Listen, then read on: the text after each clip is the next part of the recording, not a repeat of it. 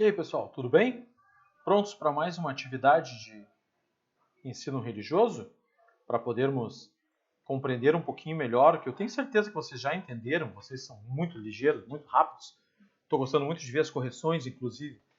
Quero ver se na próxima entrega, agora na quinta-feira, eu já consigo entregar para vocês as primeiras atividades corrigidas. Se não der tempo, tudo bem. Aí a gente entrega tudo num bolinho depois, mas eu já estou separando ali. É que tá demais, gente. É muito tempo. Eu queria que meus dias tivessem 40 horas para poder fazer um pouco mais. Esse dia que a gente vai dormir pensando que não deu tempo de fazer hoje, tem que fazer amanhã. Certo? Azar. Isso é assim mesmo. Trabalho no nome disso. Vamos lá. Ensino religioso, quinzena 3, vamos à explicação e correção. Bem rapidinho, porque era um plano curto esse, né? Mas tinha muita coisa para se pensar a respeito. Vamos lá. No plano 3, a gente vai falar sobre a identidade de Deus. Deus tem uma identidade? A gente vem falando, né, da existência de Deus. Lembrando, gente, que aqui na nossa aula não é intenção catequizar ninguém, doutrinar ninguém.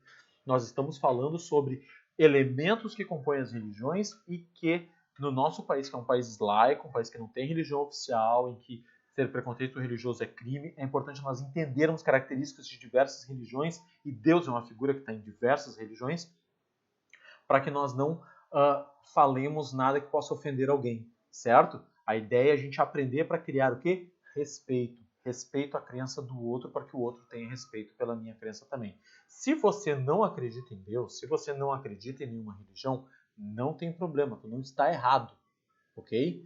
O país te dá essa liberdade, tu pode fazer isso, a nossa lei defende que tu tenha essa liberdade.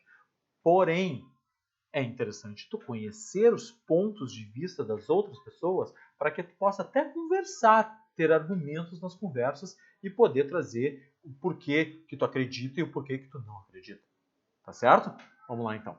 A identidade de Deus, a primeira leitura, era um textinho só no plano, dizia com o título Deus é brasileiro, a identidade verde e amarela. Quem é que nunca ouviu, né, aquela história? Ah, mas Deus é brasileiro. Será que Deus é brasileiro? O brasileiro tem essa identificação com Deus, né? O texto fala sobre isso, mostra como, de acordo com alguns historiadores, a população brasileira busca, né, essa identidade de Deus na sua nação, na sua pátria, no seu país. Ok? E aí as questões vêm diretamente amarradas com isso. Então, assim, se você não entendeu direito, volta lá no texto, relê uma, relê duas, relê até três. Se precisar, manda uma mensagem, eu vou te responder. Mas é basicamente isso. O texto traz uma relação entre como a população brasileira se sente com relação a Deus. Tanto que nosso país é cheio de coisas que a gente toca no nome de Deus o tempo todo, né? A gente pede por Deus, Deus ouça a minha prece, ai meu Deus, ai Cristo, não sei o quê. A gente usa Deus, usa Cristo, usa Jesus, usa todos os nomes possíveis para chamar, para ver se ajuda, para ver se aproxima da gente. Isso é uma questão cultural, certo? Uma questão da nossa cultura. A nossa cultura é assim. Então, vai lá e relê o texto para perceber quais são os pontos em que o brasileiro se identifica com Deus tanto a ponto de fazer com que Deus seja brasileiro, de dizer que Deus seja brasileiro. Inclusive tem até um filme muito bom que chama Deus é Brasileiro. É muito interessante de ver esse filme. Vale a dica e quem puder assistir. É um filme brasileiro, certo? É um filme nacional. Não me lembro agora se é da década de 90 ou se já é início dos 2000. Não me lembro agora, falhou a memória. Mas fica a dica, é um filme bem legal de se assistir. Uma reflexão interessante. Vamos às questões? Vamos lá então.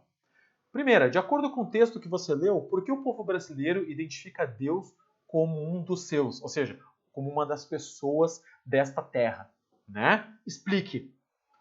Gente, vocês podem usar suas próprias palavras, mas eu tenho um gabaritinho aqui, obviamente, porque é a linha de pensamento que eu quero que tu chegue, que tu consiga concluir, certo? Então, olha lá. Eu botei que, pois a população acredita e quer que Deus tenha características da própria população, das pessoas, do povo, como ter esperança.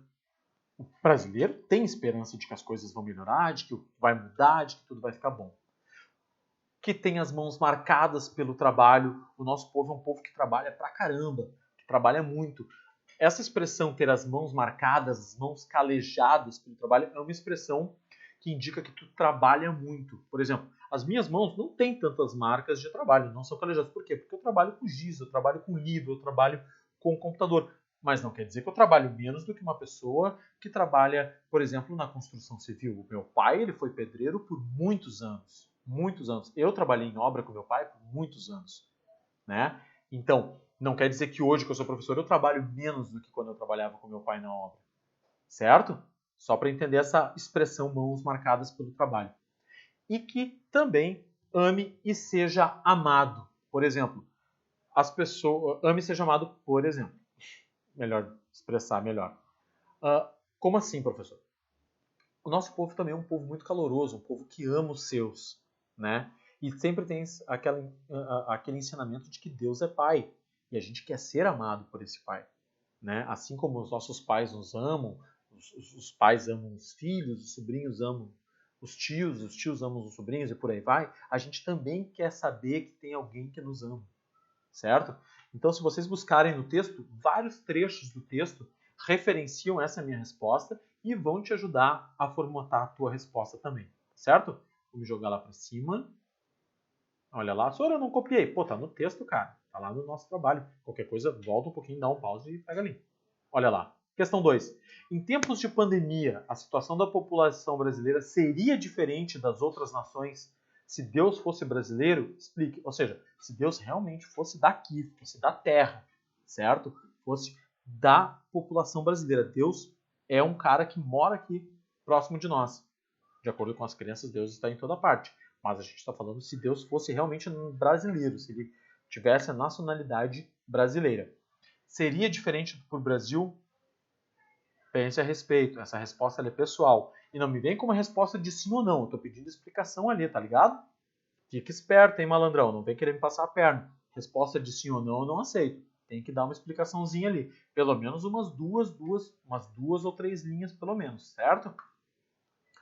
3. Mesmo tendo concluído que Deus não possui nacionalidade, questione-se, independente da crença que você siga ou daquilo que tu acredita, tá? A fé em uma força superior como Deus, por exemplo, é justificável?